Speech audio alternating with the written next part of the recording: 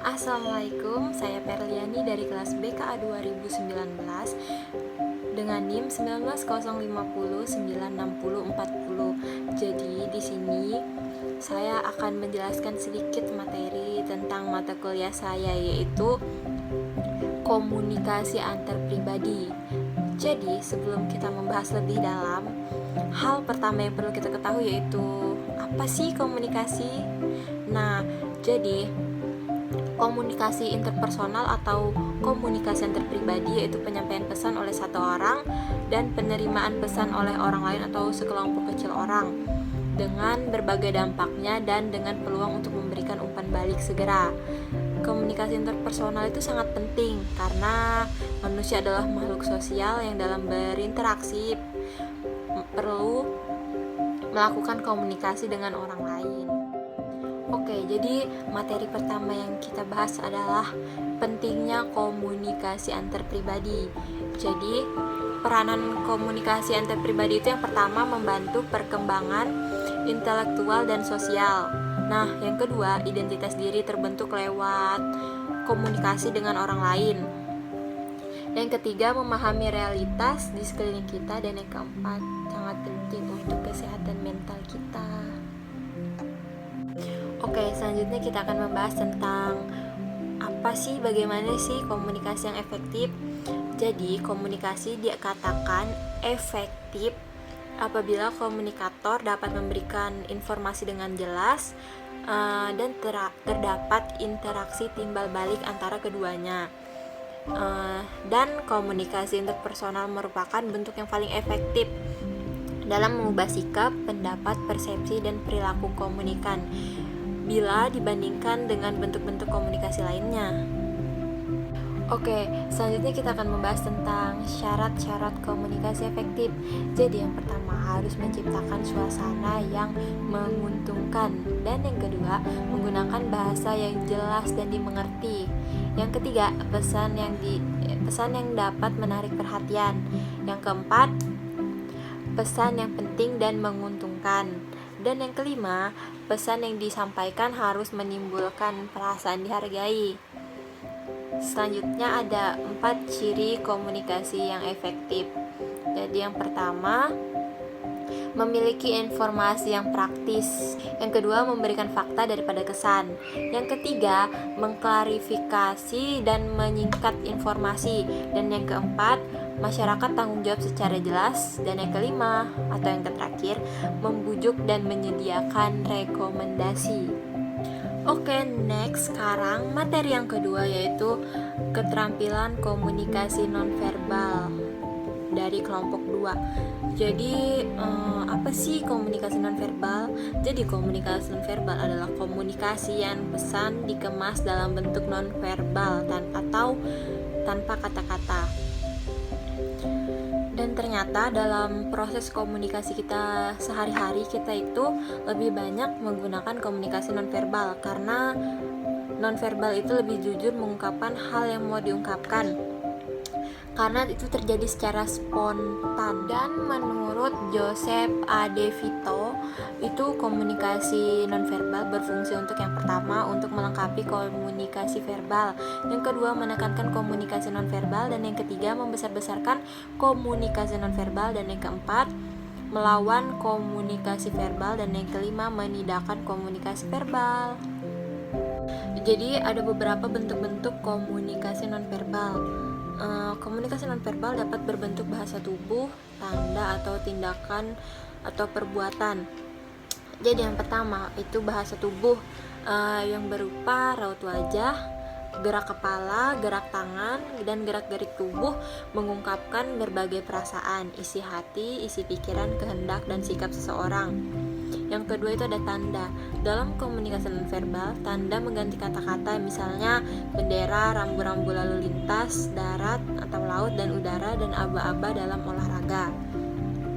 Yang ketiga, tindakan atau perbuatan. Tindakan atau perbuatan sebetulnya tidak khusus dimaksudkan mengganti kata-kata, tetapi mengantarkan makna, misalnya kayak menggebrak meja dalam pembicaraan, menutup pintu secara keras-keras pada saat meninggalkan rumah, dan menekan gas mobil kuat-kuat.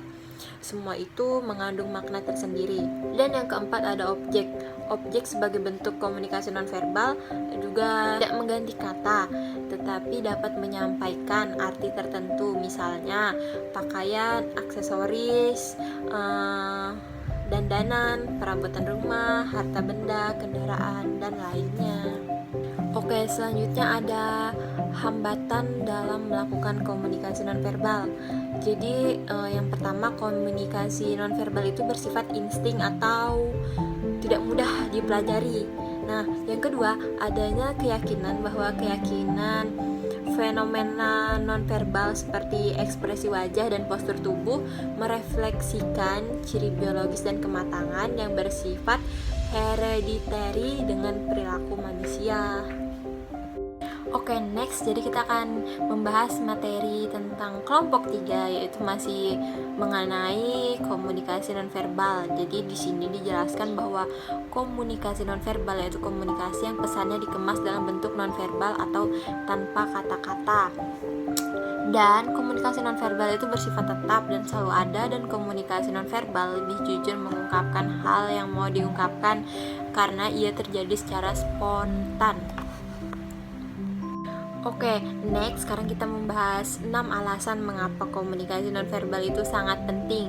Jadi yang pertama, faktor nonverbal itu sangat menentukan makna dalam komunikasi interpersonal.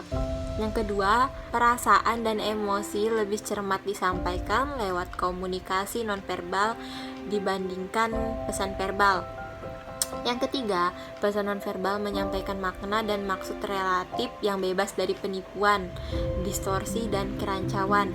Yang keempat, pesan nonverbal mempunyai fungsi metakomunikatif yang sangat diperlukan untuk mencapai komunikasi yang berkualitas tinggi.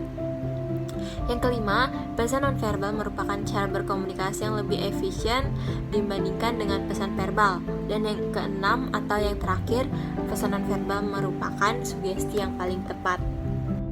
Oke, jadi ini adalah materi terakhir atau materi dari kelompok 4. Jadi di sini mereka membahas tentang questioning. Menurut Johnson, konsep dasar dalam questioning yang pertama yaitu mampu saling memahami, dan yang kedua mampu mengkomunikasikan pikiran dan perasaan kita secara tepat dan jelas, dan yang ketiga mampu menerima dan saling memberikan dukungan, dan yang terakhir mampu memecahkan konflik maupun bentuk-bentuk masalah antar pribadi lainnya. Selanjutnya ada keterampilan mengajukan pertanyaan dalam konseling, yaitu konselor harus dapat memberikan perlakuan baik dan tidak menekan konselor atau klien. Beberapa jenis pertanyaan yang dapat dilakukan konselor yaitu ada pertanyaan terbuka dan ada pertanyaan tertutup. Dan selanjutnya adalah pertanyaan tertutup. Jadi pertanyaan tertutup ini mudah dijawab sehingga berguna dalam mendorong partisipasi awal dalam suatu interaksi.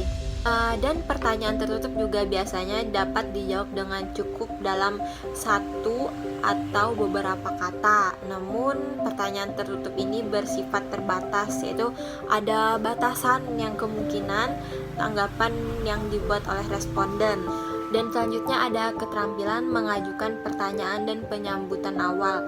Jadi yang pertama yaitu teknik opening skill atau pembukaan. Jadi opening skill yaitu teknik dasar untuk melakukan konseling.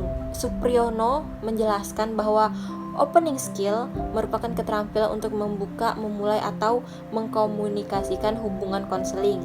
Tujuannya yaitu agar dapat membina hubungan yang baik dan konseli, mendapat kepercayaan dari konseli, dan agar konseli nyaman dan bebas dapat terbuka kepada konselor untuk mengungkapkan masalah yang dialaminya. Jadi dalam opening skill ini atau pembukaan atau penyambutan dalam komunikasi nonverbal biasanya menghentikan aktivitas, membukakan pintu atau menyambut, bisa juga berjabat tangan atau tersenyum, dan mendampingi konseli masuk, lalu bisa memegang tangan atau pundak konseli. Nah, selanjutnya ada yang verbal. Nah, yang verbal biasanya opening skillnya dapat memberi salam atau menjawab salam, bisa juga menyebut nama atau menanyakan kabar dan mempersilahkan duduk si konseli tersebut. Oke, yang selanjutnya keterampilan pembicaraan topik netral. Jadi topik netral ini pembicaraannya bersifat umum dan tidak menyinggung perasaan atau bersifat basa-basi terhadap klien.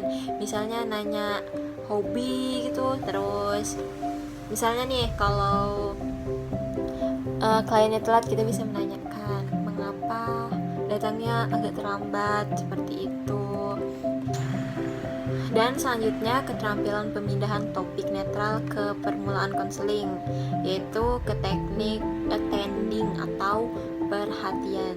Jadi, attending yaitu keterampilan atau teknik yang digunakan konselor untuk memusatkan perhatian kepada konseli agar konseli merasa dihargai dan terbina suasana yang kondusif, sehingga konseli bebas mengekspresikan atau mengungkapkan tentang apa saja yang ada dalam pikirannya, perasaan, ataupun tingkah lakunya. Jadi tujuannya dari attending ini yang pertama meningkatkan harga diri konseli, sebab sikap dan perilaku attending ini memungkinkan konselor menghargai konseli. Dan yang kedua, dengan perilaku attending menciptakan suasana aman bagi konseli karena konseli merasa ada orang yang bisa dipercayai. Dan yang ketiga, perilaku attending memberikan keyakinan kepada konseli bahwa konselor adalah tempat dia mudah untuk mencurahkan semua isi hati dan perasaannya. Selanjutnya, fungsi attending. Jadi, attending berfungsi agar konseli merasa dihargai dan terbina suasana kondusif suatu proses konseling. Baik, mungkin itu saja yang dapat saya jelaskan. Kurang dan lebihnya mohon maaf. Wassalamualaikum warahmatullahi wabarakatuh.